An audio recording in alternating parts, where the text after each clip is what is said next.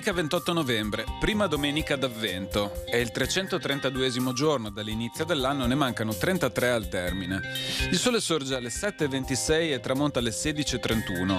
La luna si leva a mezzanotte e tramonta alle 13:43.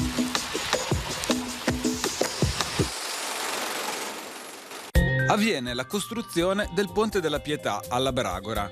Nei primi tempi era chiamato della Madonna, mentre della Pietà o di Canavager era chiamato l'altro, ora chiamato del Sepolcro.